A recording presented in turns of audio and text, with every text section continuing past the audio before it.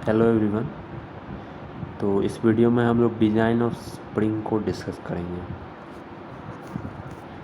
तो सबसे पहले हम लोग डेफिनेशन को देख लेते हैं, स्प्रिंग का डेफिनेशन क्या है। तो स्प्रिंग का डेफिनेशन है the elastic body which deflects under the application of load and restores original shape by removal of force is called spring. तो स्प्रिंग एक ऐसा इलास्टिक बॉडी है जो कि डिफ्लेक्ट होता है कब, जब हम उस पर लोड को अप्लाई करते हैं, और वो अपने वापस ओरिजिनल शेप में आ जाता है कब, जब हम उस लोड को रिमूव करते हैं। यानी कि स्प्रिंग एक ऐसा इलास्टिक बॉडी है जो कि डिफॉर्म होगा कब, लोड अप्लाइड होने पे, वापस अपने ओरिजिनल शेप में जाएगा कब, लोड को रिमूव करने पे। तो आई होप आप इसके डिफिनेशन को लिख सकते हैं। नेक्स्ट है functions of spring. Functions of spring में 5 पॉइंट्स यहाँ पे मैंने लिखा है, आप कुछ ज़्यादा भी लिख सकते हैं। तो सबसे पहला पॉइंट, टू एब्जॉर्ब और control the energy due to shocks and vibration.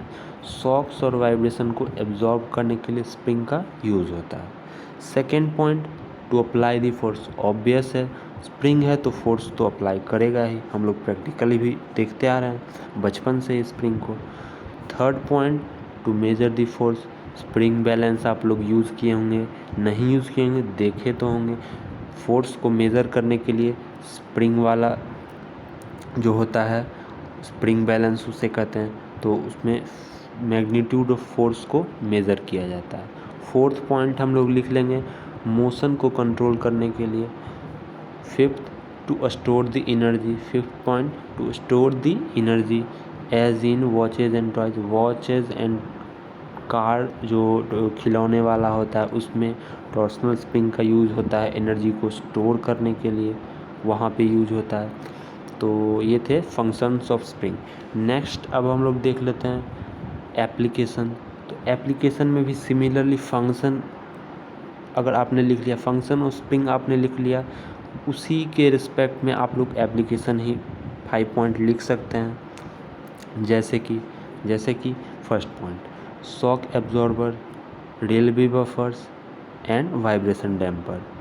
तो जैसे कि फंक्शंस ऑफ स्प्रिंग में फर्स्ट पॉइंट था to absorb the energy.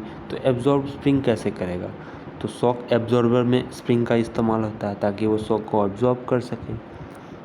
Similarly second point आप लोग लिख सकते हैं, in brakes, clutches, spring loaded valve. Third point, in watches and toys. Watches and toys में स्प्रिंग का इस्तेमाल एनर्जी को स्टोर करने के लिए होता है। स्ट्रेन एनर्जी के फॉर्म में वो एनर्जी को स्टोर करके रखता है, ज़रूरत पड़ने पे उसे रिलीज कर देते हैं। फोर्थ पॉइंट हम लोग लिख सकते हैं, to measure the force in spring balance, gauges, engine component. तो यहाँ पे इसका इस्तेमाल फोर्स को मेज़र मापने के लिए किया जाता है। फिफ्थ पॉइंट हम लोग ये लिख सकते हैं, apply clamping force. Clamping force को अप्लाई करने के लिए कहाँ, जिग्स एंड फिक्चर्स में। तो जिग्स एंड फिक्चर्स में जनरली हम लोग टूल या फिर किसी भी जॉब को क्लैंप करने के लिए स्प्रिंग फोर्स का इस्तेमाल करते हैं।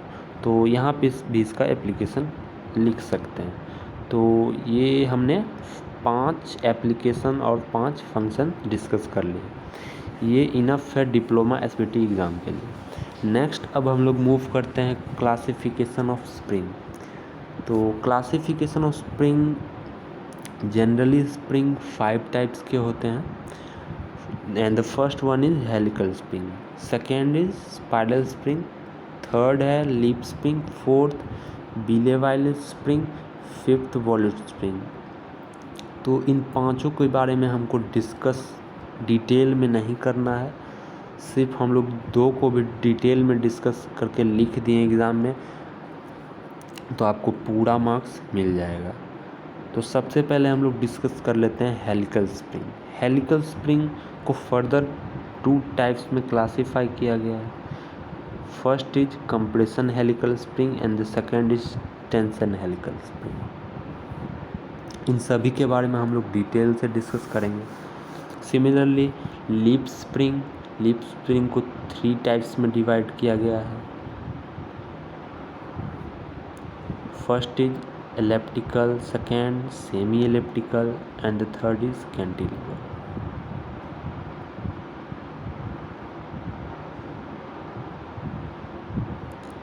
नेक्स्ट अब हम लोग देख लेते हैं हेलिकल स्प्रिंग के डिटेल में।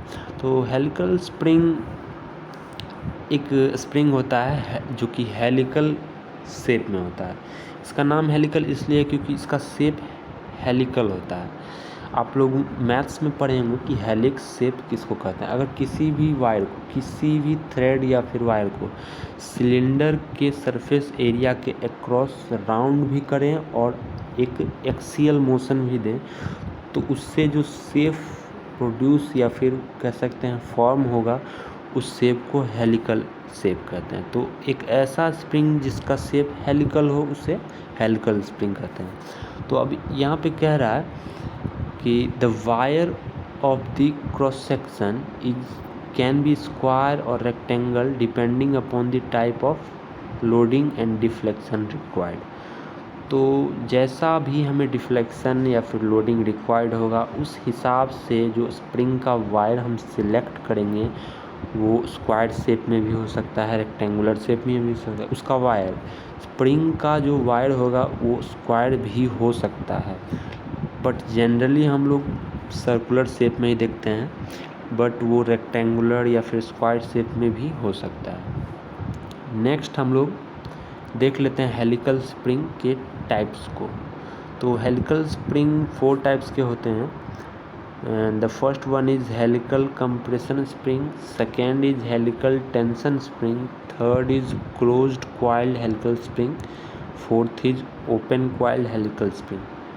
तो जो हेलिकल कंप्रेशन स्प्रिंग है इसका यूज़ कंप्रेसिव फोर्स के लिए किया जाता है, यानी कि इसको उस जगह पे यूज़ किया जाएगा जहाँ कंप्रेसिव फोर्स लग रहा है। सिमिलरली हेलिकल टेंशन स्प्रिंग वहाँ पे यूज़ होगा जहाँ पे टेंसाइल फोर्स यूज़ हो रहा है।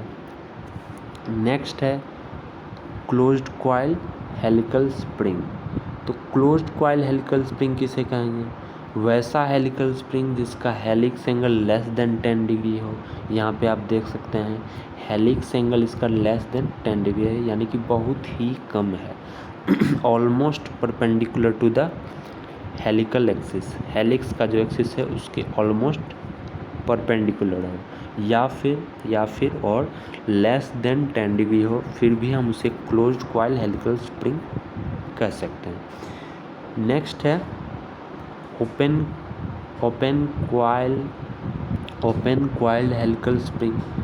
तो वैसा हेलिकल स्प्रिंग जिसका कि helix angle more than 10 degree हो। मोर देन 10 डिग्री कहने का मतलब वो 90 डिग्री ना हो, उसका जो एक्सिस से एंगल बनता हो कॉइल का, हर एक कॉइल का, वो मोर देन 10 डिग्री हो, तो helix angle more than 10 degree होगा। वैसे हेलिकल स्प्रिंग को ओपन कॉइल हेलिकल स्प्रिंग कहेंगे। नेक्स्ट जो हमारा मेन टाइप है स्प्रिंग का वो आता है हेलिकल के बाद कोनिकल एंड वॉल्यूट स्प्रिंग। तो कोनिकल और वॉल्यूट स्प्रिंग एक कोन के फ्रस्टम के शेप का आता है। कोन के फ्रस्टम के शेप का कहने का मतलब किसी भी कोन को अगर ऊपर से उसके सिरे को काट दिया जाए और फिर जो उसके बाद जो शेप बनेगा उसके अराउंड किसी वायर को वॉन्ड किया जाए और उससे एक स्प्रिंग प्रोड्यूस किया जाएगा, तो वैसे स्प्रिंग को कॉनिकल स्प्रिंग कहेंगे। तो वही यहाँ पे लिखा हुआ है द